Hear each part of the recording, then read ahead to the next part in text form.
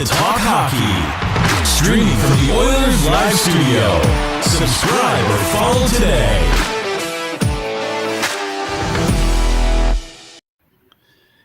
Hey, it's Michael here, Oilers Live, with another Wednesday edition of Oilers Live. Perhaps we'll get to that at some point today, the last Wednesday edition of Oilers Live, as we move to a new format over here at Heavy Hockey Network. Probably gave too much away already. I've got as my guests tonight, not guests anymore, co-hosts, let's call you. I've got Ryan, senior writer for Heavy Hockey Network, regular contributor here on Oilers Live. Patrick heads up the Oilers Fanatic on YouTube and regular contributor on Oilers Live. And then Mr. Kevin McCurdy, our nomad, I guess, if you will. Regular contributor here on Oilers Live. And, yeah, that's right. All right. Welcome, guys. We're on a little bit earlier than usual, so we all look alive.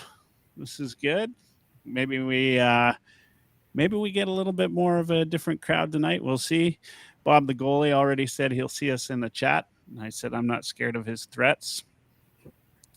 I see we got Russ already in the chat. Friend of the program. Friend of welcome, Russ. Oilers Fanatic.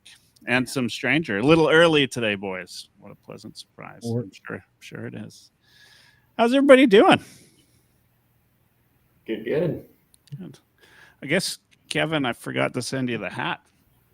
Yeah, I guess I'll have to make an arrangement there at some point.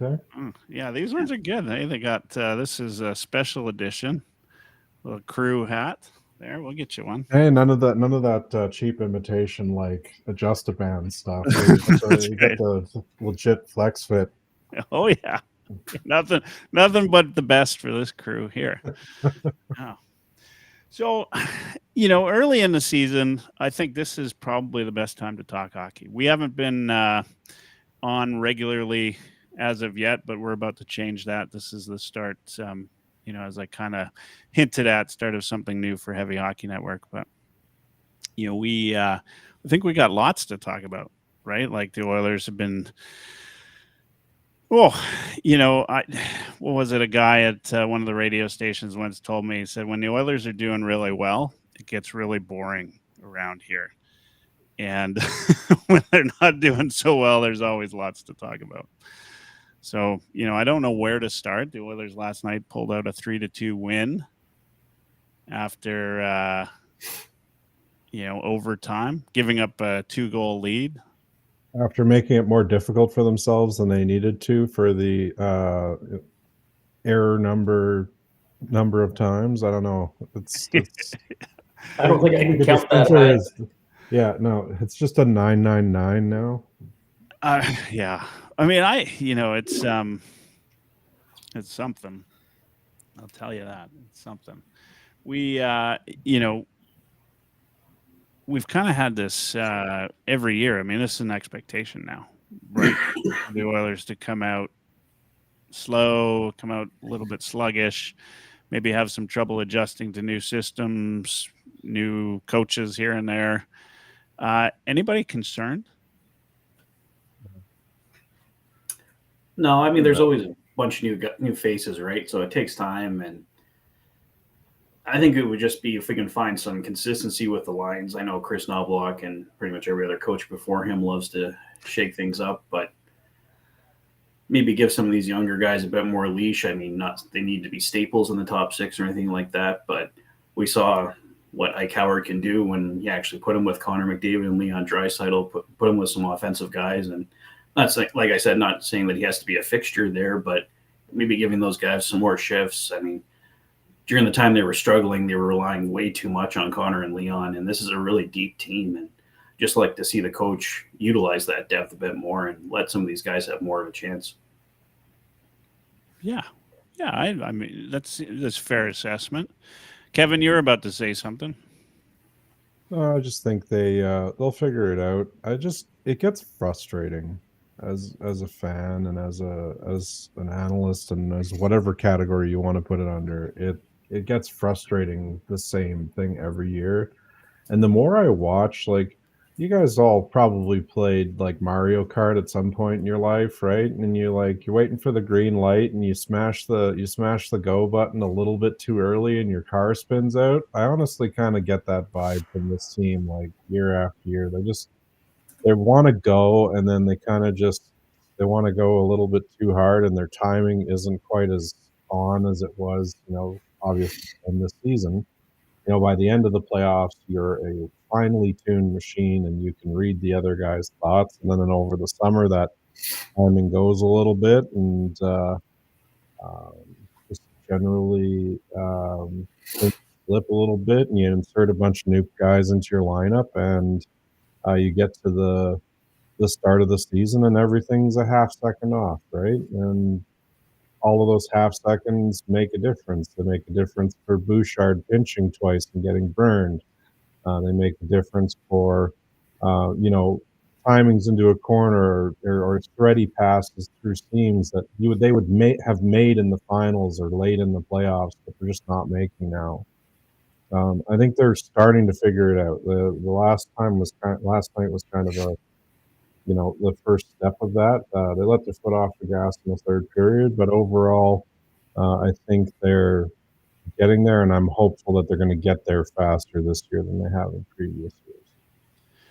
Yeah, and Ryan, I'll give you a chance to say your thoughts on it. I kind of, maybe I'll pop in. You can sort of finish off on this, whether we should be scared or not. But I think in every year it's been the same, right? And by every year, I mean the last few years, I guess, right? As the Oilers come out sluggish, they have a long playoff run, and a shorter off season. I mean, that's expected. I was making fun in our group chat about the Florida Panthers yesterday. Same thing, right? Like they come out a little bit slow as well, which, is not, I think it's just become this sort of expectation and all of those mistakes. Like we've seen Bouchard make those mistakes throughout the year, every single year. It's just at the beginning of the season, it's like, seems to happen every game, right? And as the season progresses, it becomes more like one every 10 games. But those are like prime Bouchard type of mistakes on defense. Like he'll make them all year long. It's just he makes 10 to 20 of them in the first 7 or 8 games, and it becomes frustrating. This is what the naysayers talk about, like Oilers be Oilering, which I think makes us cringe when we hear that. But it's these first sort of 5 to 10 games every season that I think all those mistakes that the usual suspects make, come out and then they settle in. We go through this sort of sweating phase. They settle in, and I think we're usually pretty good. From a shot perspective, I don't think we're much under the league average on shots on net. So it's just an efficiency problem, right? Well, and some of those shots are useless. Come on, that's been a major pet peeve of mine this entire season, and even last season. It's just useless point shots that don't have a hope in hell of going in. Some of these are just total muffins, and all they do is either seize momentum or seize play altogether, depending on if it's into the corner or into the goalie's glove. It's little stuff that where they just kind of make better decisions. Like when Davo and Draisaitl are starting to get a little pissed off about it, that's when things will start to change. And they sounded like they were pretty irritated a couple nights ago with at least one dump in. And I don't mean to pick on that one player now, because I talked about it here and I talked about it on Low Tide Show, but it's just that kind of stuff irks me because it's just avoidable, silly mistakes. Yeah, I think that's fair. Like that's fair assessment. They are avoidable and silly, and I do think though over time that the Oilers work their way out of it. Ryan, I know you're quiet there in the corner. You're waiting, thinking, what you got? Yeah, so for me, concern, I don't think is the right word because we've seen this play out for a number of years in a row. I think We've made the playoffs 6 years in a row. Last year we were third in the division. We were second in the division every other time, and we always have a slump or two in either at the beginning of the season and or in the middle of the season sometime, right? I always seem to put whatever cold snap we get minus 30 for a week or two here, and that's when the Oilers seem to go cold too. But the starts, they've been rough the last 3 seasons now, if you want to call this one and put this one in that rough category, even though our record is still hovering near 500. But I'm not too worried. Do I think this team's going to go to the Cup final again? That's a whole other conversation. But they're going to make the playoffs with their eyes closed. Like, they can skip and do whatever they want all the way down the regular season, and they'll get in there with their eyes closed. No problem. But having said that, my one reason for concern is that we've replaced 4 of our 7 most efficient scorers from last season with Andrew Mangiapane, Jack Roslovic, and then Savoy, Howard, Tomasek, I guess is how you pronounce it. Right? It's a lot of magic beans and pixie dust. Like, these guys have a lot of potential, but it hasn't turned into real NHL results yet. I don't want to sound too negative, because I think this transitional phase is necessary to get younger and faster. I really like Savoy. Like, I'm in love with his game. I think Howard is going to develop into a really powerful weapon in the top 6. And I'm intrigued by Tomasek. I like Roslovic. I like Mangiapane. It's just I don't see it clicking yet, and it might not be as deep as last year's team, and that's going to have to be okay this year. Yeah, I think that's fair, and I also think that every year we have the same conversation, right? Is that the team doesn't, we've got rid of some, quote unquote key players, right, every year. And that's and that's the challenge. That's also the challenge, right? When you start out slow like this, like, I think, Patrick, you got your hands full over at the Oilers Fanatic every year at this point in time, right? It's like, these are, we're going to talk about lines today, tonight for sure. And the Oilers seem to have some turnover, like major turnover every year, as does every team, let's be honest, right? But it's that never ending, who's gonna play with, McDry scenario, right? And we, it was all, every team has those questions. In our case, it just happens to be 2 of the best players in the world, right? As fans of the Edmonton Oilers. But it was, like in Vancouver, it was who's going to play with the Sedins, right? And who's going to play with whoever. It doesn't matter. Insert superstar here. The Oilers are trying to find that magic bullet that'll take them to that last game of the season, last win of the full season, right? And I mean, Patrick, you're always reporting on us. Like, it's a daily thing. Has it felt like more this year or about the same? I mean, what's your feeling on that? I'd say it's about the same. I mean, yeah, like I said, we this happens pretty much every October, November. Especially over the last few years, this team just does not get off to a strong start. I don't know whether it's the long season before, dealing with injuries, but I think the biggest thing is, like you said, there's been a lot of turnover, a lot of new faces. So Chris Knobloch's trying new combinations, and guys take time to get things figured out. And as I was mentioning off the top, I think he's been relying a bit too much on McDavid and Draisaitl already, playing them a ton. When let's see what some of this depth we have and how it works. And you give Ike Howard a chance, you give Matt Savoy a chance, and you might get some more timely scoring here. And like Noah Philp, like we all made the joke, like, okay, he scored, so he's out of the lineup now. Like, what are we doing here?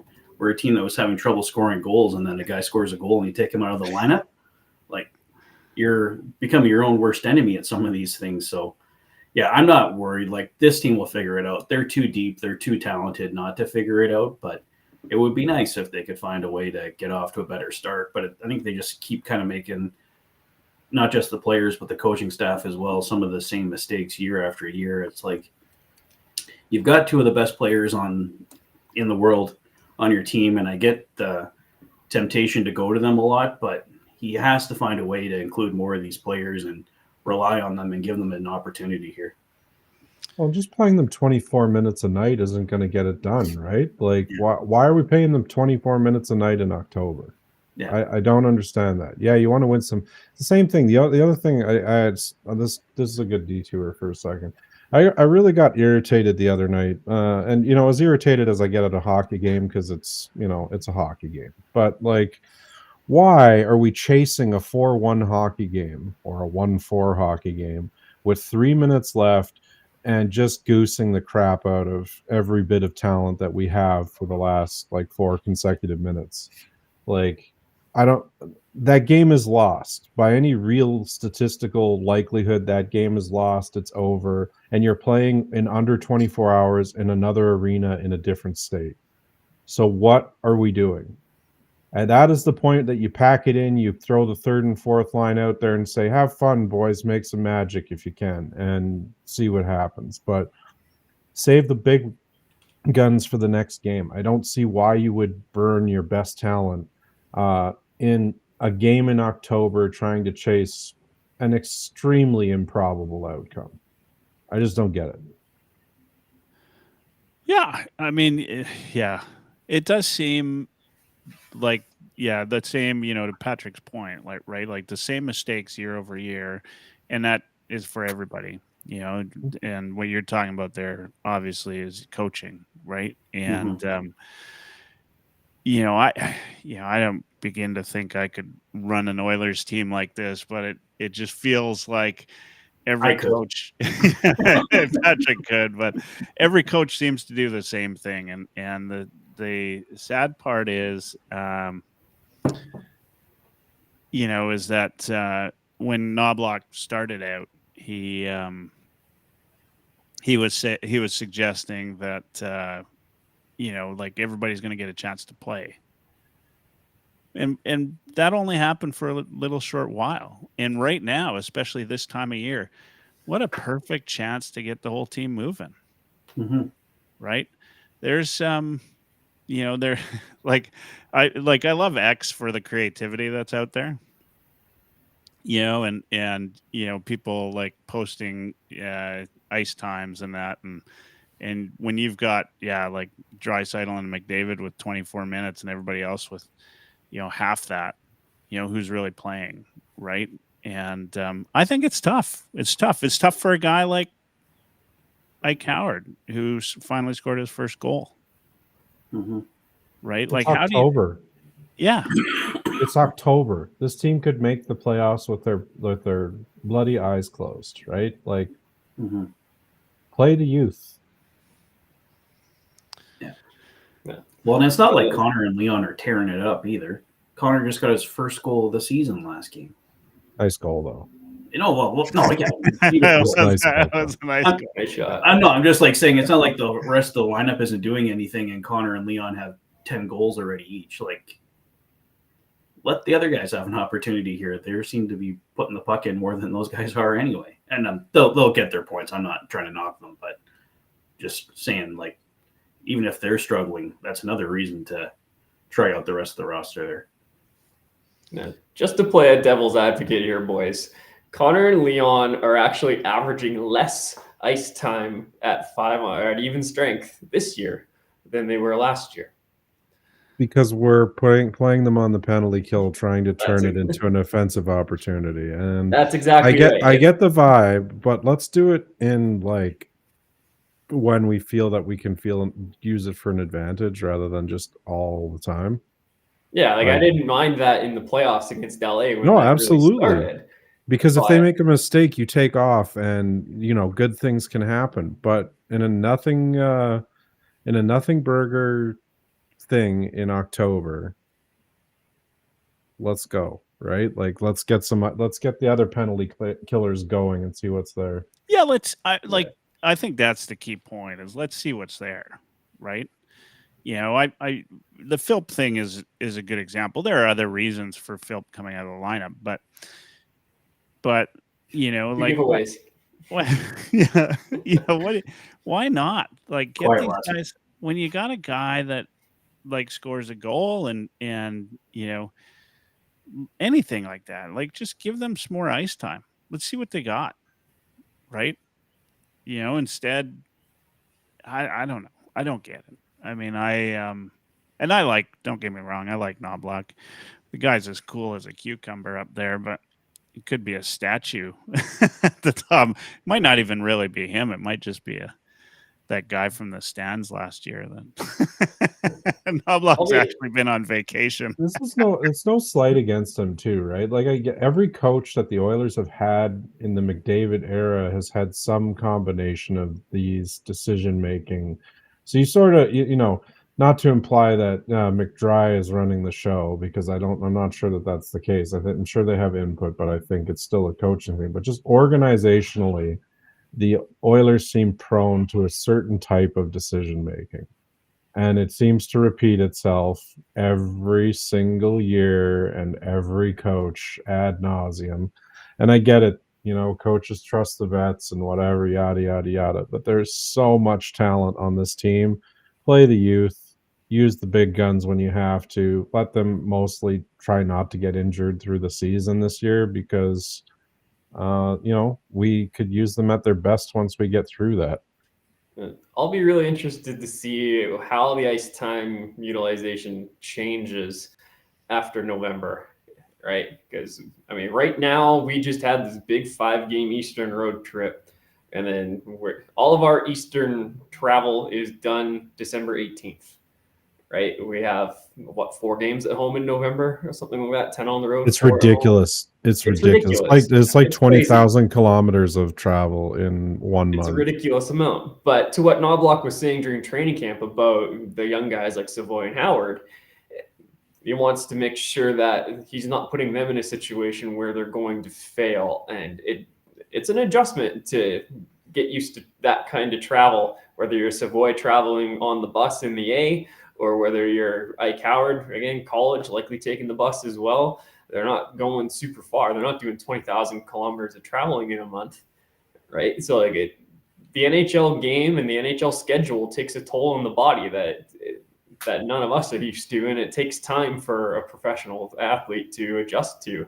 So I kind of, as much as I want to see the young guys play too, don't get me wrong, I'm just trying to play some devil's advocate here, but I don't hate the approach that Knobloch is taking by limiting the kids' ice time right now, just to preserve their bodies so they don't crash in March, April, and June. So they don't haul away themselves? Yeah, we don't want to have a kid that's going to be injured all the time, right?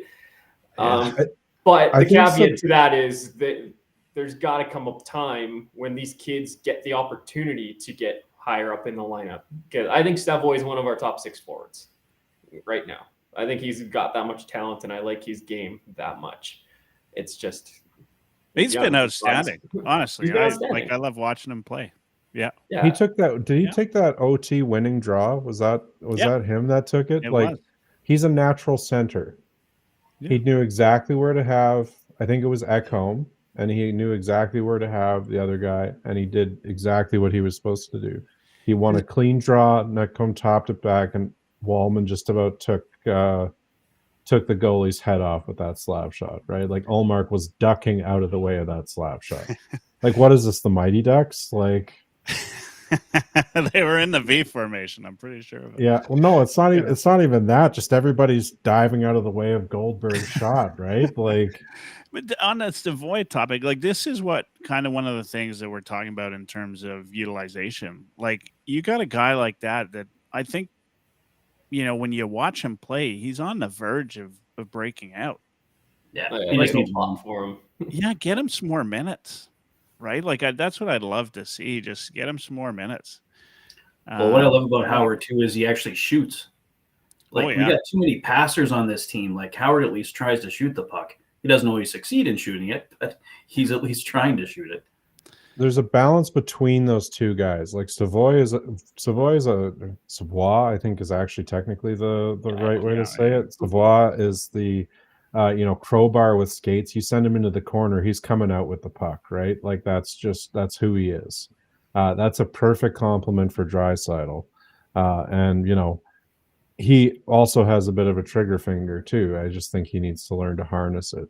Whereas like Ike Howard is a natural shooter, and with the puck he's super dangerous, but he does try the one-man expedition a little bit too much. Like, you're a real good kid, but you're not Connor McDavid, and even Connor's having issues with that these days. So I think there's a balance between the super offensive and a little bit more defensively minded that they could both find from each other, and I think that will bring interesting results. Yeah, and Savvy's a top 10 pick, remember, right? 9th overall. So like, it's not as if he doesn't have the offensive flair. It's just puck's got to go in for him, and he's got to get that confidence. He's getting chances; it'll come for him. I'm not too worried about him. Well, and but sometimes I think you got to push that, right? Like when you see that in a player, you got to push it. You gotta push it until it comes out. And I thought last night until Howard gave away that awful one at the blue line. I thought he was going to get a few more extra minutes. It looked like Knobloch was going to play him in the third a little bit more, but that was horrendous. Yeah. When he scored his goal, I mean, like, he's not getting a regular shift with Connor and Leon. Like, I kind of had a little bit of a nap and woke up at that time. Oops. But had Howard taken a penalty and was like fresh out of the box, part of me was wondering if he was even supposed to be out there at that time. If he hadn't scored, I wonder if he would have got reprimanded for that. Oh, that's fair. Yeah. I mean, he made a goal scorer's decision there, though. Yeah, went straight to the slot. He probably wasn't supposed to be there, but like, that's a natural move for a guy like him, right? That wants to shoot the puck, like, go straight from there. And then college, I mean, he would have been the guy, right? If he didn't go straight out, then they would have been questioning, right? Yeah. So some of that's probably just habit.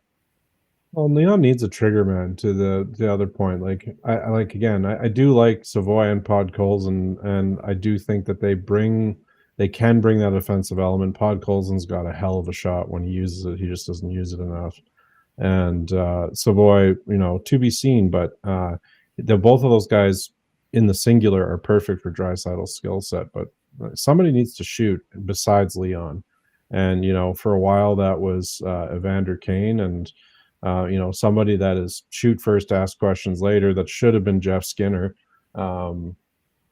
Just didn't really work out like that. So if they can get Howard into that role and Leon can bring up the kids, then I mean, and still use Nuge, McDavid, and Hyman when he's back as your top line. That's going to be some ugly stuff, and the bottom six going to be gross too. Oh yeah. Yeah, I'm curious what we'll see tomorrow against Montreal in terms of line combos. I mean, I still think they're going to be shuffled, obviously, for a little bit. Yeah, a little bit of everything. Yeah. Yeah. I was just looking on Natural Stat Trick to see top line combos. Good luck. By time on ice. Yeah, they're all pretty manual even, searching. Yeah. Yeah. Howard, Henrique, and Tomaszek are the the one that have played together the most. And even when Tomaszek was on the top line with McDavid, he still got like 10 minutes of ice. Their right? course is pretty damn good. Yeah, I think Tomaszek is slipping just a little bit right now. I think he's getting a little frustrated, and I think he's getting put down the lineup a little bit. It's kind of unfortunate, but I think they need to keep giving him opportunity. I hope they're not looking at giving up on a guy in like friggin' October, because we gave Brownie until January, February before he scored his first goal, and then he was pretty good after that. So we kind of just got to let him break the ice, and he's doing a lot of the right things, though last night's game was not his game. Yeah, a lot of the underlying stats are good with Tomaszek, but the offense isn't quite there yet. And like, all of his good chances have come on the power play. We got to remember that. It's like, yeah, he's been on the fourth line 5-on-5 for every game except one. But like, he needs to do a little bit more offensively 5-on-5. Part of that might be his playing partners. Part of that might just be getting used to the pace of the North American game. But like I said earlier, he's doing a lot of good things. I like his skill set. It's intriguing. He's got the size. He knows how to score clearly. Everyone's raving about his shot coming out of training camp. So he's a guy I've got some patience for. Yeah, so it comes up with something that I kind of wanted to ask you guys about. Like, let's go around a horn. I'm kind of curious who you think. Name one player you think is trending upwards for the Oilers, and one that's trending down. From the forward perspective, we can talk about D later. I think the D is pretty much set on this team, right? Like that's maybe a more obvious conversation. Although we'd like to see, I think, more out of certain D men than others. But that'll even itself out, I'm sure, during the year. If I had to I'll start so you guys have a moment to think about it. But I kind of like, we were talking about it, like Savoy, Savvy, whatever you want to call him. Like Matt. He is Matt. Yeah, let's call him Matt. We got that right.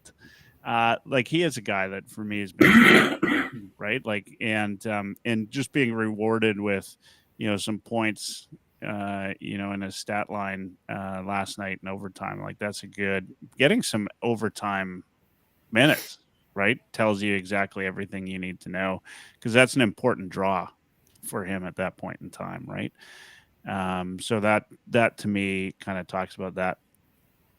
The guy that is really kind of outside of Henrique, which I think like that's like he's not trending up or down for me. He's just is where I expected him to be this whole time. But like Trent Frederick for me has been a little bit disappointing. Like I thought he had some decent minutes last night at certain points, but I just haven't seen, we got this, close to $4 million contract. Like to me becomes, one of those things that you just kind of wonder, is this everything you expected from him? I think Roslovic will easily kind of overtake that role at some point if he hasn't already. But he's a guy that's kind of disappointed me. Who wants to take this first? Yeah, I can pop on or pounce on this one. I've talked about Savoy, Matty. I think he's trending upwards in a big way. But downward, I'm going to go Andrew Mangiapane. Hot start to the season. I didn't think he had that much chemistry with Connor or Leon, and I don't think he's had it throughout camp, even when he got opportunities to play with them. He had a good thing going with Nuge and Matt, but so I'm hoping to see a little bit more of that. But yeah, just not quite gelling the way that a lot of us may have hoped that he would have in the early going. Yeah, like I say, hot start, 2 goals, 2 games. One of them was off an atrocious giveaway, but I think it was Tyler Myers in the Vancouver game, the tape-to-tape breakaway goal. And the other was off of he did good work on that first goal and turned the puck over and then ripped it by the Calgary, or Dustin Wolf, Calgary's goalie. Weren't we making fun of breakaways just the other night? That Mangiapane breakaway that was awful. Yeah. I though last night I like Mangiapane's like shot mentality. He's got to hit the net, but I like the shot mentality. Patrick. Well, a player that I was really liking, he's currently out right now. Some stranger mentioning there, Alec Regula. I think he's going to turn into something really special here. Really looking forward to get him back in the lineup there. I think he's definitely got the potential to maybe a top 4 guy here a little bit down the road, but we'll see how that one goes. My guy that I'm kind of disappointed in so far, like aside from the obvious ones, is Jack Roslovic so far. That's probably a big factor. Like he didn't have a training camp or anything like that, so he's kind of coming in cold here, but I really haven't noticed him in any meaningful way so far, so we'll see. Like we know he's got that thing in his contract where there's 4 teams he can be traded to. So kind of keep an eye on that one. But so far haven't been thrilled with that. And think we were kind of joking. Things kind of went downhill after they announced the signing of him. They were doing really well in that Calgary game, and then everything went down. But that's an aside thing. But his play on the ice hasn't really blown me away either. So, yeah, I guess Alec Regula, Jack Roslovic for me. There you go. All right. I just said he's going to overtake Frederick.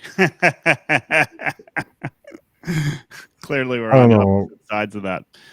Yeah. I don't know about that one. I think we need to have a little bit more grace towards Trent Frederick. I think a lot of people are a little upset about that contract, and I think we're in October in the first year of an 8-year contract. So I think people need to understand that when Leon had his high ankle sprain 2 years ago, it took him almost a full calendar year afterwards until he was right. Like arguably a full season.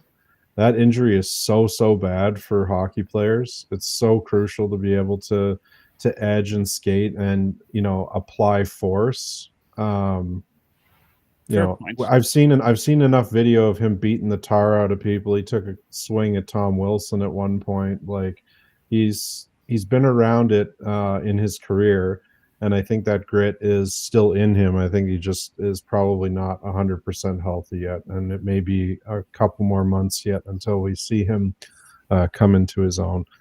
I gotta say, I am a little disappointed with where Henrique is at this year. If it wasn't for his no move clause, that would be easy cap space to me. And that's no disrespect to a guy that has 1,000 NHL games. That's not an easy feat to do. But I just, when you're paying $3 million for a fourth line center, that's a lot. And I know he brings a lot of intangibles to his game, but his boots are starting to fail, and it shows, night over night.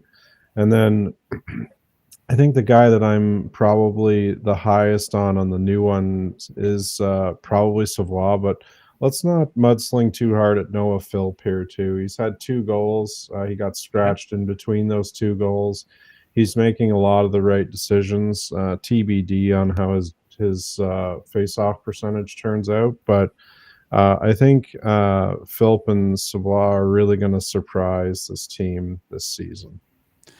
There's no way you could be disappointed with what Philp's brought to the team. I just can't. What did you expect from him? Nothing. He's given you everything plus, right? And I do also want to throw in that Alec Regula. Like, I am so stoked for what little I've seen of him already. Like, that guy is going to change the foundation of this team yet. He is really, really, really hockey smart. He has got a really good hockey brain. He knows how to make a first pass. He's cool under pressure. He finds space, and he knows how to find space without, some of the things that Vinny Desharnais got himself in trouble with, right? Like, he's a big dude, and they're already utilizing him in some of the more complicated breakout strategies and some of the bump passes and stuff like that. And I really like that. I think his knee is still healing a little bit. His foot speed is not quite where it needs to be, but if we're all right, I think he's a top 4 upside in the medium term, and I think we should do everything we can to hold on to him. Yeah, I love his patience with the puck. That's just not something you can teach, right? No, it is not something you can teach. And there's currently like 2 other defensemen on the Oilers, maybe 3 that have some or a lot of that in their game. Yeah, especially at that speed, right? Like, you could see guys in junior play like that, but when you get up to the NHL level and things move as fast as they do, and he still is able to slow it down, like, I just think it's nothing but upside for him. It's too bad we're not seeing him in the lineup. When's he back? Do we have an idea? I know he was skating the other day, right? I think he's skating. If we're all somewhat in tune with how things are, it's probably concussion protocol, and if that's the case, then it's X number of days past the last time he had a symptom before he's entitled to come back. So hopefully his bell didn't get rung too hard. That was a really nasty hit. And he'd already had one good whack that night already. So I don't think it was a dirty check, but I think it cleaned his clock pretty good. So it sort of just depends on how his symptoms are. If he's a guy that recovers well from concussions, sooner than later. And sooner is better, because Nurse's numbers with Regula are on a completely different playing field than the ones with literally anybody else. Yeah. Like game 1 against Calgary, I think his expected goals for was still mid-30s, if I remember correctly. I'd have to go back and look at the game report. But it was game 2 against Vancouver where Nurse was like 65% or 64% expected goals playing with Regula, and that bumped his average way up. Ever since then, it's been a tire fire in terms of actual play and expected goals for as well. 29% expected goals for, 0% actual goals for. 0%. Yeah. Courtesy Jonathan Willis there. That's he's always on top of it, eh? He's good. Willis is great. Yeah, he really is. Any word yet on Hyman? Like, I know, the rumor was that the injury was far worse than anybody thought. Some of the rumors suggested that he'd never come back being the same player he was. Do we have any insight into that? Anybody hearing anything? Still hearing November 1st. Yeah, those two statements are probably true, but November 1st is the first day that he's eligible to come off of LTIR. 10 games and 24 days have to pass, so October 7th, November 1st. But I feel like Stauffer was saying he might even be ahead of schedule. I remember hearing some stuff that he might be ahead of schedule, but he's not eligible to come back until November 1st anyway, so we'll see. Now, the team's other updates in terms of medical stuff and injuries have all been way off so far, so I don't know what to think. He is skating. So I think, they don't. Yeah, they're not trying to have them accurate, I don't think. He was skating today. Yeah, I know he's skating. Yeah. I remember Zach's press conference during training camp where he was basically saying that he doesn't like to set goals with this recovery from this injury just because those goals are so hard to hit. You just kind of take it day by day. They reevaluate every couple of weeks and see where they're at. And go from there. If you head to heavyhockey.com, our senior writer, mostly only writer, Ryan, posted a who's out when Wallman, Janmark, and Hyman return. You've done that. That's almost a week old now. That article, and that info is already outdated. Yeah, things have changed. Have you put much thought into how you'd see those changes? Like when Hyman returns, what are your thoughts? And are we still under the assumption that Howard's gone in what has he got, 2 games left? Yeah, so apparently that rule doesn't apply to him because he signed at over the age of 19. That slide rule is only eligible for 18 and 19-year-old players. So no matter what, his contract is 3 years regardless. So we don't have to worry about the 9-game thing. Unless Howard's game picks up, I think he's an easy choice because he doesn't require waivers, and the Oilers have to clear $2.8 million or approximately. It's even a little more than that, but they'll have to clear at least 2.8 to get Hyman activated. So you need big chunks. I think we're at 23 active players. There's 26 dudes in the mix here. So you got to remove at least 3 guys that add up to 2.8 million or just a little shade over that. My choices at the time were Howard, Janmark, and I said Noah Philp, not as a slight to him, because I do agree that he has played well and has earned the shot, and Patrick is mad at me for this one.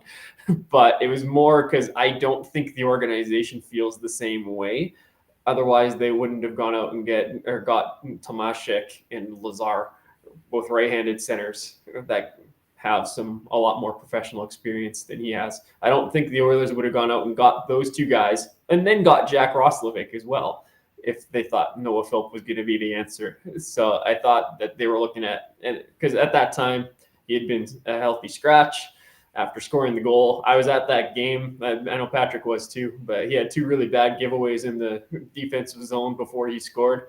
So that may have played a role in his scratching. But I just thought that Philp was kind of on his way out the door. But he's come back in and he's played two really great games. So maybe he's playing his way more into the conversation than we thought. But as it stands now, Kasperi Kapanen's going to be out for a long time, it sounds like, which is unfortunate because I liked what he was doing. And it seemed like they wanted to have him and Colson on a checking line. And at 1.3, I mean, Kapanen seems a steal, doesn't he? Yeah, he's really brought his game up for this team. I know, like, he was a waiver wire acquisition, but he is a pretty significantly different player for the Oilers than he was before that. Yeah. So he was kind of like a Roslovic type where you're worried about the defensive side, right? He's fast. And he's great. And he hits like a truck, and he runs around like a little bulldozer and gets himself in trouble by smashing into the boards unnecessarily. Dylan Holloway's fell. When that's he gets an element out of his here, game, I was surprised. It's fun to watch. Patrick, you were going to say something? Well, I was just going to say, I noticed a post today too. Apparently, Chris Knobloch said in his scrum last night that Janmark isn't coming back anytime soon. Yeah. So if you take Kapanen at 1.3 and you take Janmark at 1.45, I think it is, you're basically at that 2.8 number plus and minus a little bit. Both of those guys are going to get put on Elter, and I won't be surprised if they say kind of see it a Curtis Lazar and put him on waivers. I don't think he's done much that's gonna, I know he scored in the game that he played in, but it was kind of a nothing Borg of a goal. I just don't think he's done enough, and he hasn't really been given a lot of opportunity, in fairness. But I really think he's that, 13th, 14th level forward. He's the modern day Devon Shore, right? And that's no slight against him. He's reliable. He shows up. He's clearly, cheerleads for the team. You need the Devon Shore types, but they spend a lot of time in the press box or in the minors. And I think that's probably what's going to happen to Curtis in this case too.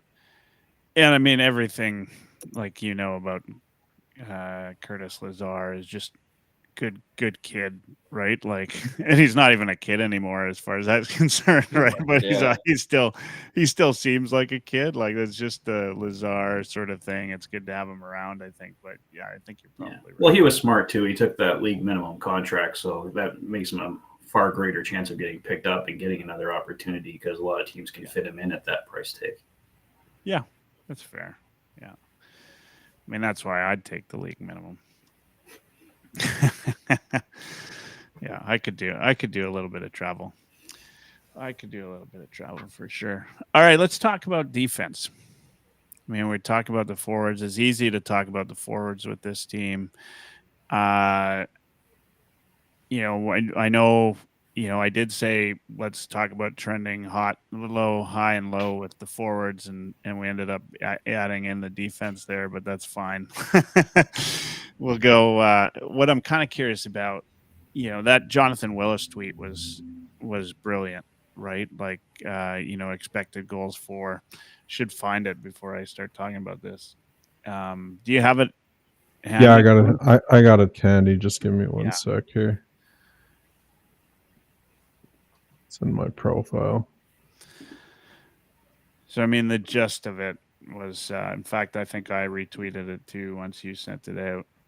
Throw it in the chat. There it is. Yeah. So the gist of the tweet was, of all the defensemen who have appeared in all 7 games, expected 5v5 goal share. Ekholm was at 62%, Bouchard at 58%. This is expected. Emberson at 49%, Kulak 44%, Nurse 29%. Actual goal share, Kulak at 70%, Emberson at 67%. That one really surprised me, actually. Bouchard at 33%, Ekholm at 29%, and Nurse at a bagel, 0%. I know you've got lots of thoughts on this, Kevin. So maybe we'll let the other guys talk a little bit about this. Ryan, anything that sort of strikes you first? I mean, obviously the Nurse one, but any of the others that surprise you? Yeah, I mean, with what Ekholm and Bouchard do from an expected goals perspective, their actual goals being that low is not a good sign. There were stretches last season where I thought they were also really struggling in the actual goals category as well. And if that pairing is not winning the goal share battle, the Oilers aren't winning a lot of hockey games. They're the most trusted pair. They get the minutes with Connor and Leon as well, mostly. So if that fivesome is not winning, the Oilers aren't winning. So that's a big problem. But I'm sure Kevin's going to have some thoughts on this too. But the Darnell Nurse situation is not good. Just not good. No, it is not.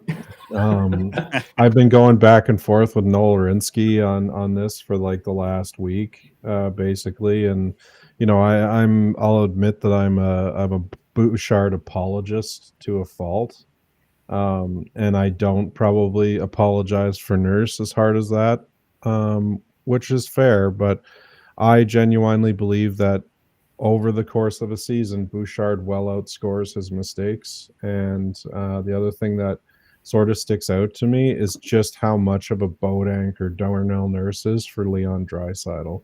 When those two are on the ice together, Leon's expected goals drops to like 20%. It's brutal, or 23%. It's a real hard spot for and I think that's one of the reasons that they're stacking McDry is to give Leon the Bouchard Ekholm pairing. So if they can shift that up a little bit so they don't have to hard match a defensive pair with a forward line, I think that'll help them a lot down the stretch. But it's kind of tricky. Technical changes here, folks. Let's look out. We're trying something new. Frig it, we'll do it live. We're doing it live. Try something new on the last version of That's right. If we're gonna do it, then now might be the time. Oh, there you go. There's the tweet live on the air. Patrick, thoughts on this? Do we got you? Can you hear me? Or did I kill the episode? Oh, I think we're good. Can you hear me, Patrick? Oh, sorry, I didn't hear you say Patrick. I didn't hear you. Not much to add. That really, yeah, like Quaddy's putting in the chat there. At what point are we going to have a $9.25 million bottom pairing guy? And I think we tried to bring up Nurse as much as we can on this show, and I think there's somebody there, but I mean, he's always been given more here than I think what is capable of him. So, I mean, yeah, it's going to be a problem here, and I think we're going to reach the point. I think we're going a little bit in the future here, but I don't know if he's going to be an Edmonton Oiler after this year. Well, at some point, right, there comes the thinking, right? Like we've defended him on here so many times, right? He, or team friendly contract to begin with for the Bridge. He deserved the contract he got, and you can never take that away from a guy. Like sign for whatever you can, right? I mean, careers are short. If you got, you can take 9, take 9. If you can take, the only guy that ever took less was Connor McDavid, right? The rest of them, they need to, they don't have the same sponsorships and everything. They got a family and that long after hockey, they're going to have to support. So go for it. I don't begrudge anybody for their contract that they have, but all of that to say, like, at some point, like, at least be a $5 million guy, right? Like, be the guy that we're expecting as fans,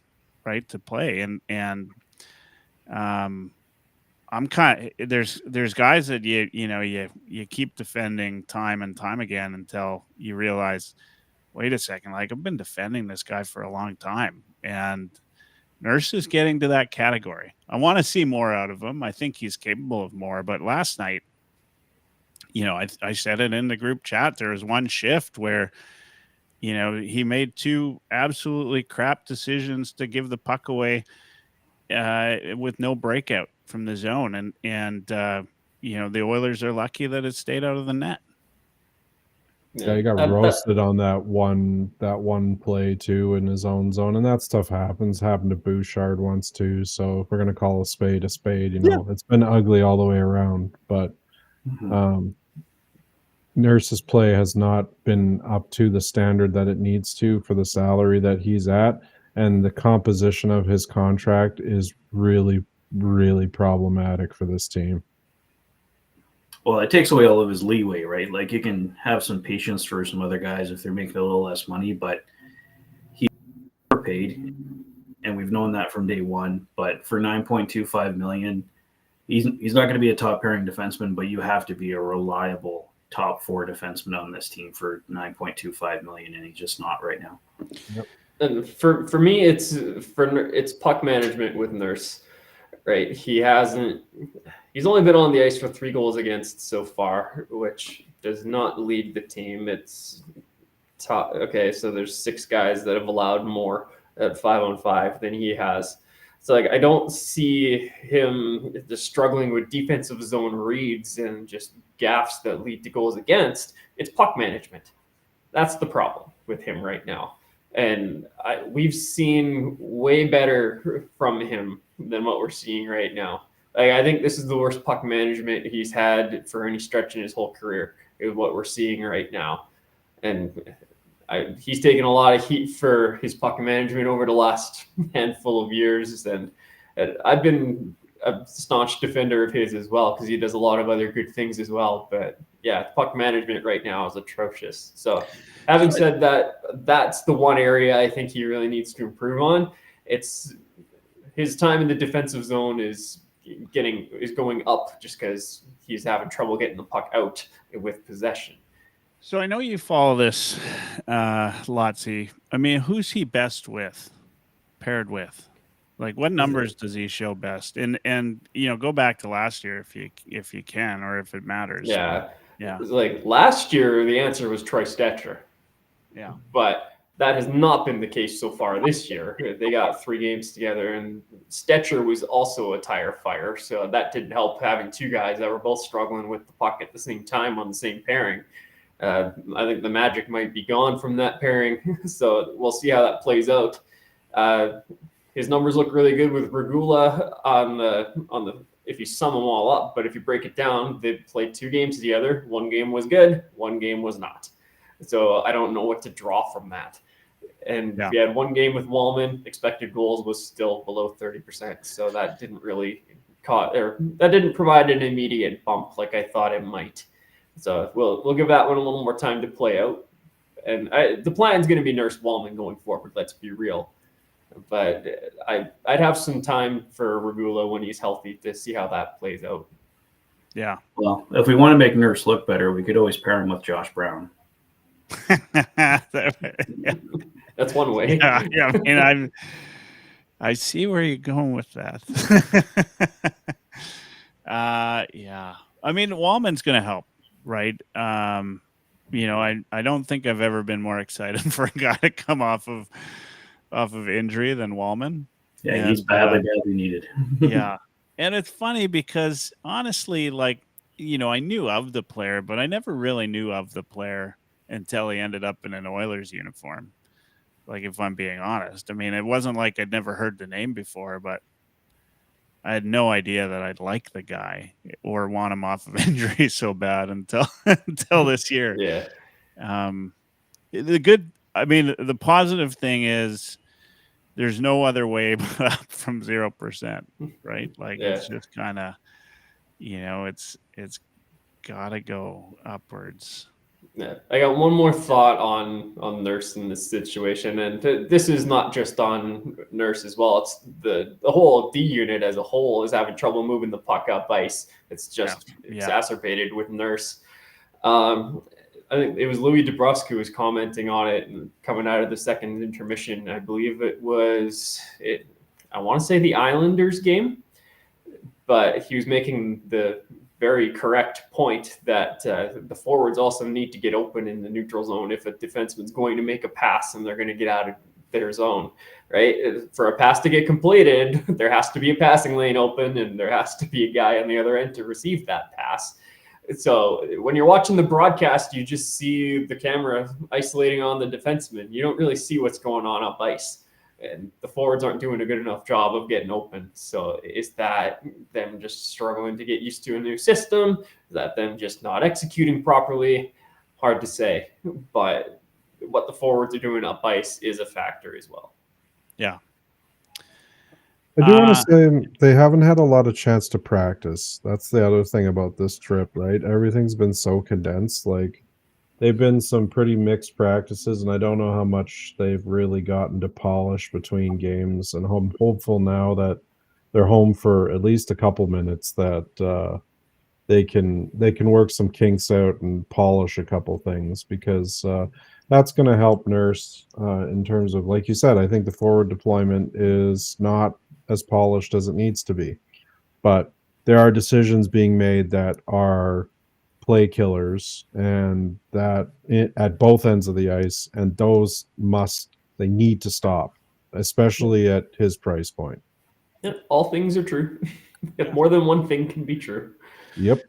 Yeah, and you're right about the Oilers. They've got a little bit of a good stretch here, as good as you can get, I think, in this season. This season is brutal, by the way. Like, I mean, just looking at how we talked about it earlier, but it's brutal. The second half looks good. Yeah. Hopefully, it's not dire by that time. I don't think it will be. Okay, on another, we're gonna go for another 15, maybe 20 minutes tops, and call it a night. But are we at the point where we're cheering for a Flames win yet? I mean, this is brutal, right? I mean, even the lights took the night off in the Saddle Dome tonight, so probably not. Like, I mean, they're playing in the stadium right now with like half the stadium lights on. It looks like a game out of the 80s. The only thing missing is the ice level fog, and you got yourself a full meal deal. Like, you got Stanley Cup Finals going. Yeah. Have they really not won a game yet this year? No, they beat us. They beat the Oilers. Yeah. That's what I was... But otherwise, no. Yeah. And we're their only win. And they only really had a period of hockey against the Oilers, right? Like, outside of that, the Flames have lost every period of hockey they've had, with the exception of one. And they came out of it against an Oilers team that seems to be good at that kind of hockey. But I know, screw the Flames, some stranger says. The thought of them getting McKenna is like, at some point, maybe like the odd win against like Toronto or something, we should be cheering for the Flames. I don't know. It like sometime it is brutal. They'd lose the lottery. They probably wouldn't win it anyway. Yeah, they can't even win the lottery. I'm sort of the feeling like the Flames could live in mediocrity forever, but I still want them to make the playoffs. There's nothing that feels better than the Oilers taking the Flames out in the playoffs. Like, nothing. Like, it's, for me, that's closest thing we get to a Stanley Cup, and then we win the Stanley Cup. Like, that would be brilliant. I hate the thought of them. They need to burn it down. That team is long overdue to be just burnt down and go after draft picks and sell off everything you got. Happen, though, right? No, I know it's not going to happen, but yeah, just watching them flail about in this, bottom third or just almost at playoff level just means it's going to go on forevermore. And I kind of feel bad for that fan base, right? Like the right answer is burn it down, take a first round pick and or a couple of first round picks, do the whole San Jose treatment and get it done. It's going to suck for a couple of years and then a couple more years after that while their guys get up to speed. But that's where that team is at in their cycle. Losing Gaudreau and losing Tkachuk was a death sentence for them. Oh, yeah. And, Dustin Wolf might be able to keep them hanging around the, anywhere from the bottom of the league to, midline wild card, but they're not going to go anywhere. They just don't have the skill. And what's going to happen once, guys like Kadri and etc. start getting pissy about it, right? Like Anderson's probably on his way out the door already. There's been rumors about Kadri already. There was more rumors about him today, right? Like there's no shame in saying it's rebuild time, but they are well past the time that the time to rebuild was when they lost Tkachuk and Gaudreau. They should have just burnt it down right then and there. What they shouldn't have done was signed Huberdeau to an 8-year deal before he even played a game for them. That's been a colossal disaster of an experiment. He scored in his first game back the other night. That was crazy. Wonderful. I took him in the draft. That doesn't change my opinion. Yeah, I know. That's fair. So we never did have a season preview this year, and but now we're 7-8 games in. Who's everybody surprised this year? I mean, I don't think if you say the Oilers are a surprise, I'd say you're lying because I mean half of us expected this or not, but like I think about like the Devils. Right, like they're coming out and they beat Toronto 5-2 last night. They come out, they beat the Wild again 4-1. Like I don't know if that's a surprise. Like Hughes and that team, they've kind of been sort of on the cusp of being really good, but I just didn't expect them to come out this hot. Anybody like any surprises for anybody? Montreal obviously doing as well as they're doing. Coming in. The Penguins sitting at 5-2. That's probably the that's a bit of a surprise. But how about Utah though? 4 straight wins on home ice. 5-2 record right now. Yeah, they just needed to get out of Arizona, right? Yeah, needed to solidify a name change and do their arena renos, and they're off and running. But New Jersey, man, something to do with that. New Jersey, 6-1-0, man. To start the year, that's like those guys are, and they're pretty solid season performers generally speaking.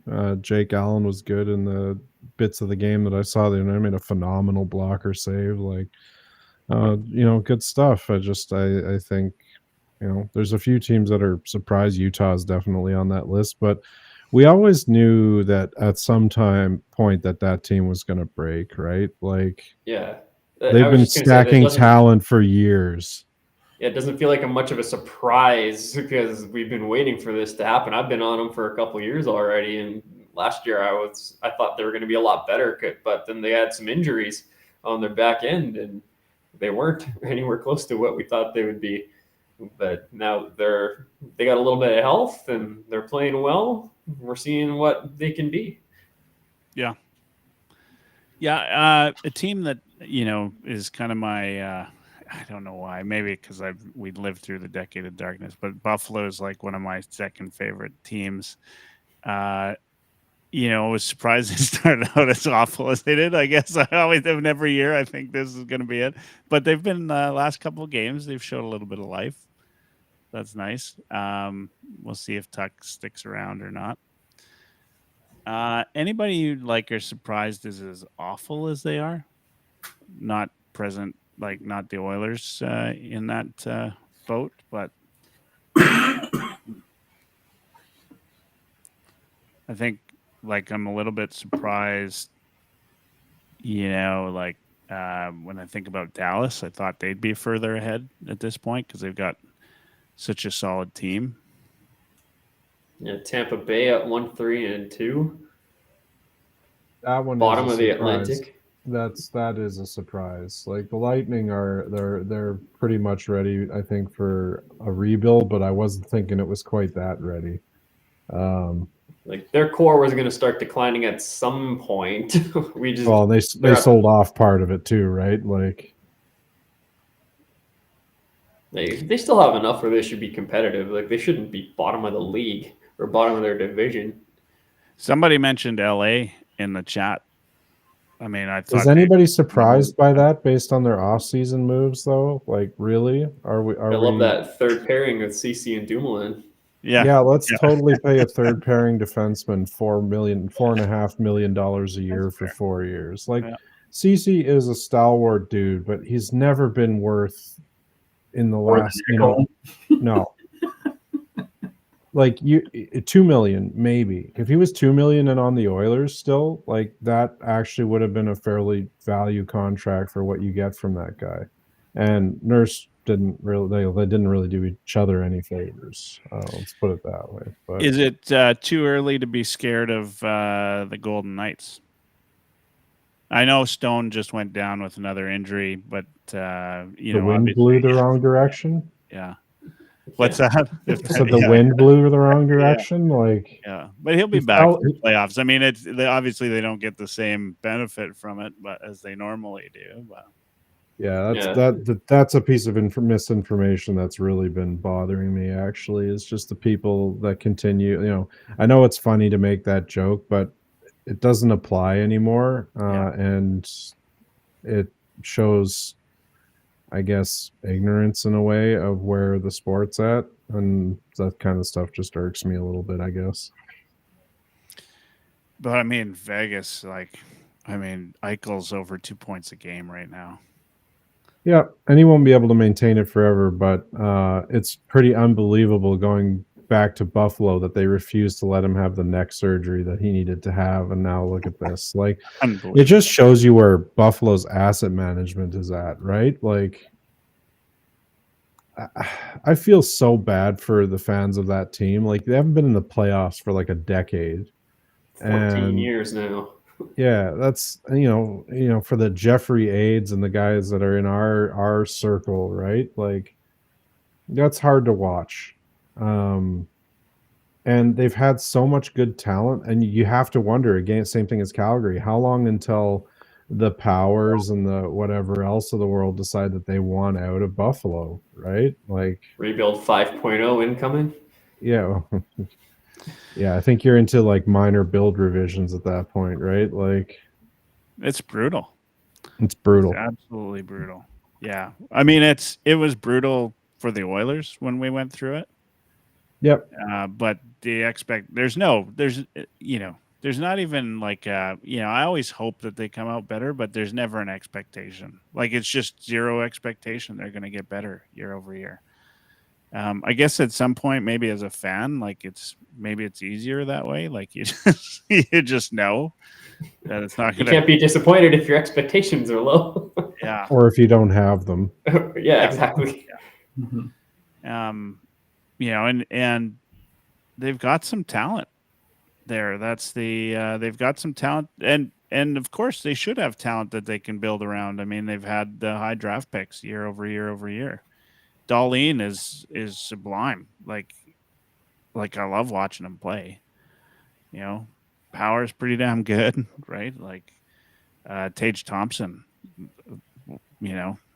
unreal. And they just need to come there. They need someone who knows what they're doing in management. Yeah, no, that is ownership problem. And as long as Buffalo is owned by the same group, nothing is going to change. Yeah.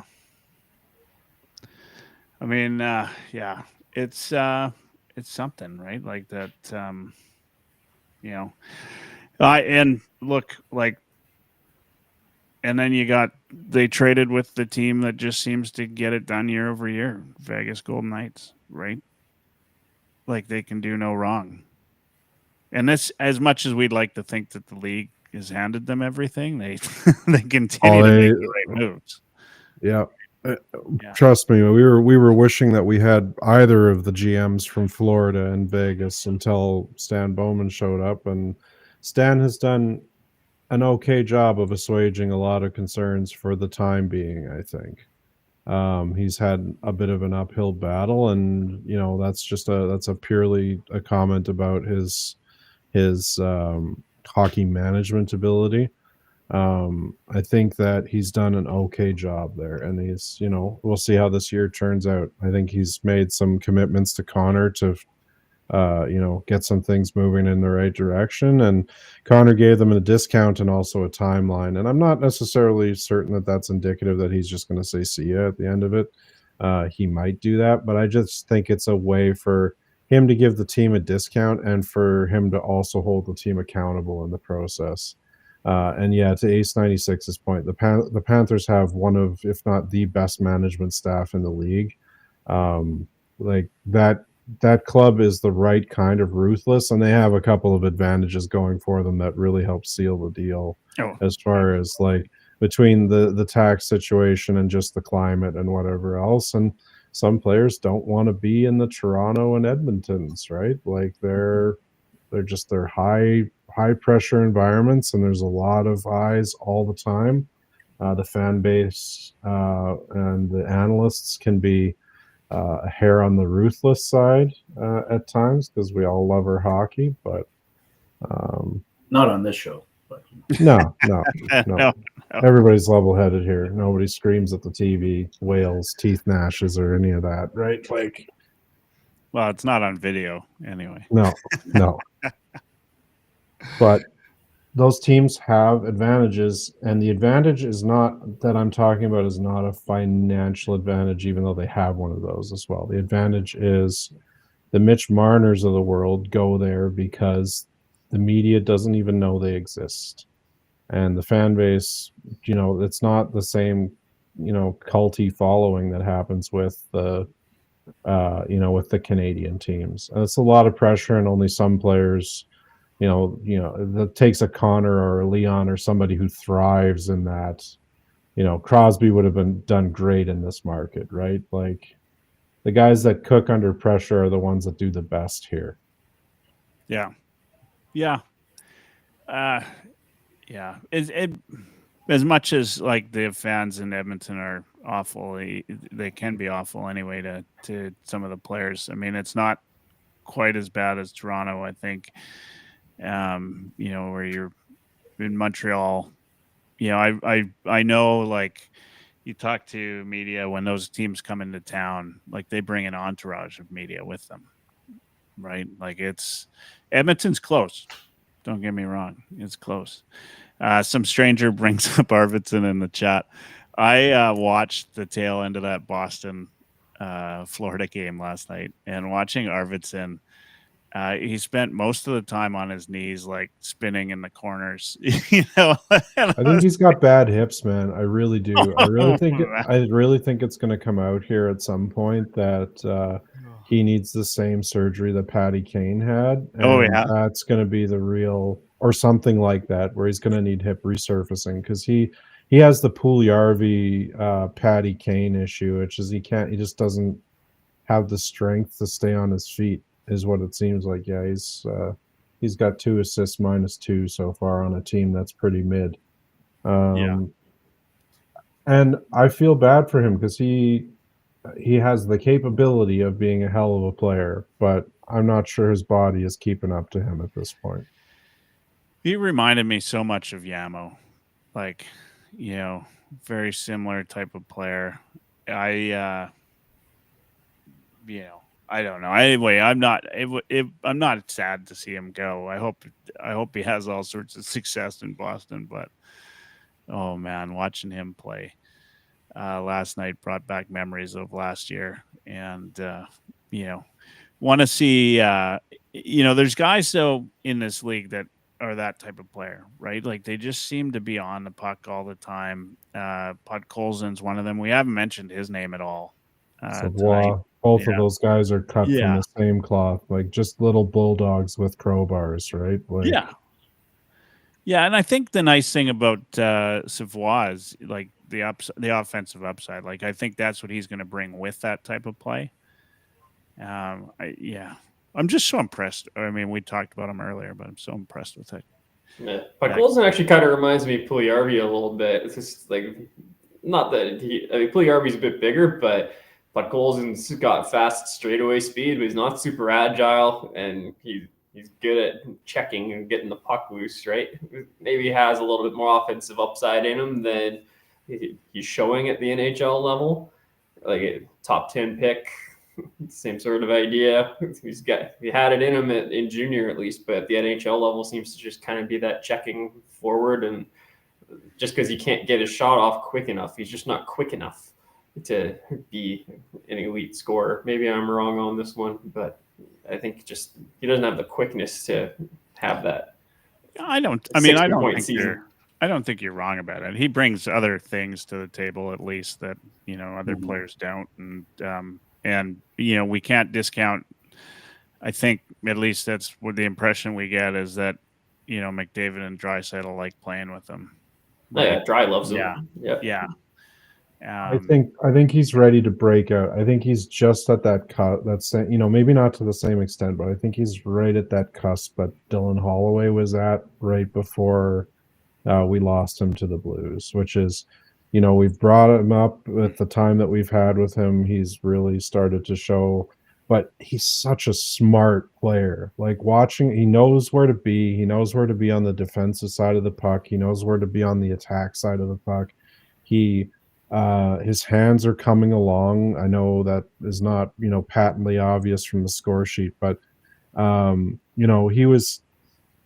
he's been part of the solution, and I think he's going to continue to be part of the solution. I just think we need to keep developing him, and there's a reason Draisaitl likes him, and that is he knows his mission. He does it on the ice, off the ice, every single shift.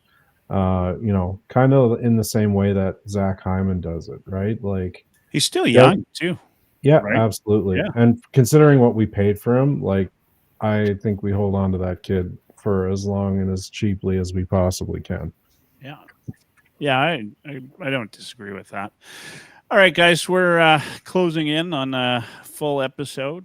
I think let's talk a little bit about some of the changes that are going to happen here that people can expect. And thank you, everybody, for tuning in today. Those of you that are watching the recording or otherwise, we're going to do some changes on the Heavy Hockey Network. Just minor changes in terms of timing, consistency, various different things. As you've seen over the past few months into the playoffs, obviously, Kevin, you've been a regular, probably earned yourself a hat by now. We'll make sure that comes about, but we're, as you know, we're excited to have you as often, and any chance you get to join, you're just as much a co-host now as everybody else. I used to call everybody guests. I don't think I can do that anymore. And to that end, what we're going to start to do is Oilers Live will not take this spot anymore. This was something, a podcast that I created. I was looking, it's been almost 8 years. It'll be 8 years in December, was my first episode of Oilers Live. And it's been a great run. It's gone through different iterations, whether it's live streaming or otherwise, and that name and that podcast format will stay with me. I'm going to go back to doing interview style podcasts without a schedule, but a little bit regular. Try to get some interesting guests. I've had over that 8 years, I've had some great guests across various different ways and different topics around the NHL, mostly all related, as the name suggests, around Oilers hockey. The slot that we're in right now is going to be the Heavy Hockey Podcast, named, of course, after the Heavy Hockey Network. And the duties of hosting are going to fall upon all of us. And in some form or other, you will see Kevin, Patrick, Ryan, Dash, Bob the goalie, Josh, Eric, any number of the Heavy Hockey team on here in this panel style discussion. Probably the biggest difference will be all of us will have a hosting role one night or the other, where we take control and push the subject matter and the topics and do the production and have control over the mute button and all of that. Just in case you're wondering why you don't hear from Patrick as often when I'm on. Yeah, exactly. So, that's going to go on. We're going to go with the Wednesday 7 p.m. Mountain slot, which you saw today, as going forward. However, when the Oilers play on a Wednesday, we're going to likely move to post game on the Wednesdays. Although every month we'll do the schedule up in advance of the month, so it might be a Tuesday or a Thursday slot, depending on how the team looks and who can produce and what we can do. I think that's going to, it's all going to be great. As I said before, like Kevin, having you on board has been amazing. I just want to say, it's been really great to have your insights and everything. And also to have just another regular guest and co-host that, can handle everything. This team's phenomenal, right?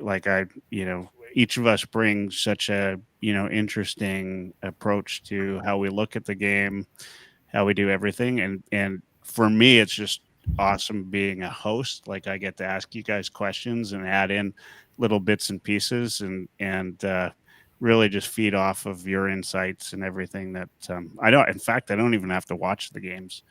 But I do anyway. So that's how we're going to do it. And it's going to be exciting, I think. And we're going to have some other things coming about, which, just stay tuned, stay with us. We're going to do lots of different content changes over the next little while. But we're going to be more consistent in this time slot with the Heavy Hockey Podcast. You're going to see a couple slight changes. The Oilers Live jingle will go away and only appear on the Oilers Live podcast as it happens. But we'll have other jingles. We'll have other podcasts. It's going to be a lot of fun. I mean, anything you guys want to say about it? I'm excited for it. I suspect they'll still be on here just as much, maybe even more, just given the fact that it's we're moving to a better time slot for me out here in the middle of the Atlantic Ocean. Yeah. Yeah, it's definitely exciting, and you get to hear a lot of perspectives, and keeping the host chair hot or having a rotating crew there will definitely keep things fresh and exciting for everybody. But it's not going to feel too different at the same time, just because it's going to be more of this panel style format for the Heavy Hockey Podcast. It's not going to be a drastic change for viewers of this show, but we're definitely excited for you, Michael, to have your Oilers Live interview style podcast back. And we're excited for everything else that's going to happen on the Heavy Hockey Network in the next little while. I don't want to spill a lot of everything, but for now, the Heavy Hockey Podcast is a new and exciting change for sure.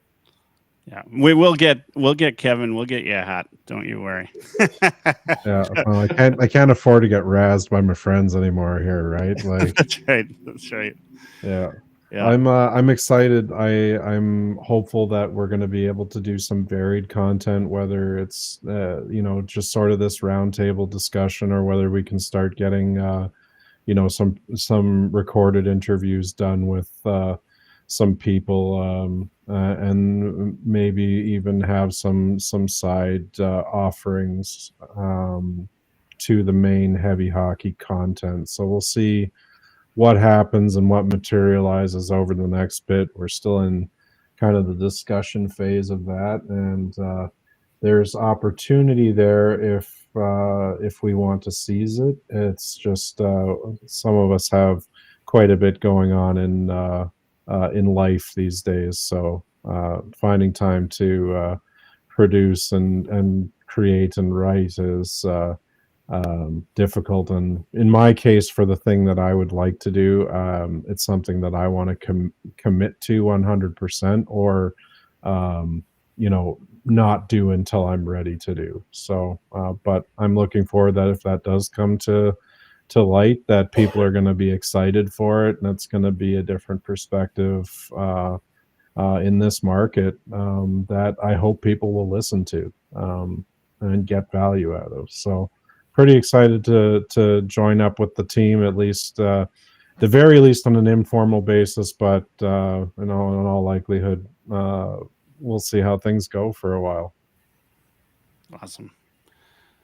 Yeah, I think just exciting to add some more content here to the channel. I'll give you guys some more to watch, and I think consistency will be the biggest thing. I know a lot of people wonder where we are some weeks, and a lot of times we're trying to figure it out on the day of. So if we have a schedule here and you guys know when to find us, when to expect us, I think it's going to really help grow the channel here. I know a few people were pointing out that, Michael's done such an amazing job here with the channel, and it's the channel I think is underappreciated. I think I noticed that when I was an outside observer before I joined it, and I was watching it, and chat was pretty quiet and stuff. I'm like, why aren't more people watching this? Like, this is a great show, and it doesn't have enough exposure. So I think if we just get more exposure to this channel, more shows, get more people watching, I think people will see just how special the Heavy Hockey Network really is. So looking forward to helping that exposure.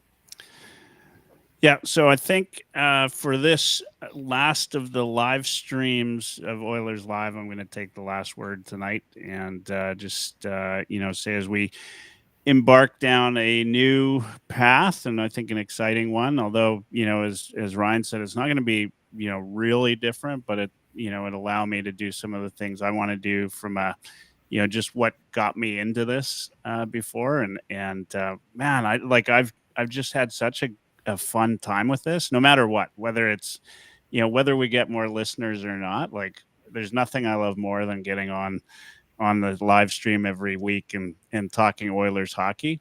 The only thing that I once had Strudwick on Oilers Live early on, and I said to him, I said, Jason, you got paid to play hockey and you get paid to broadcast. I said, those are two things that I do I pay to do.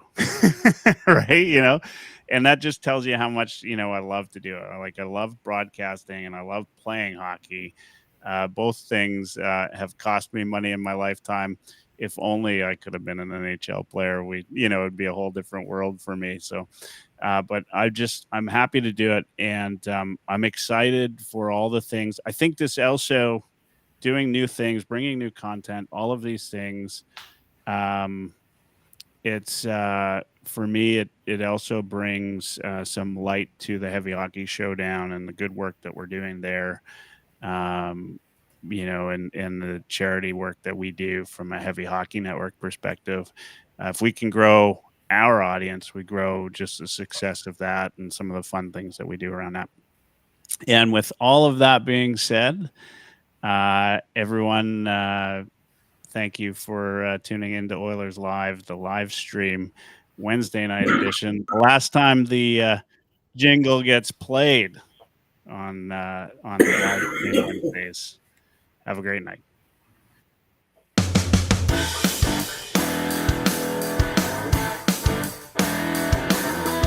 Oilers Live.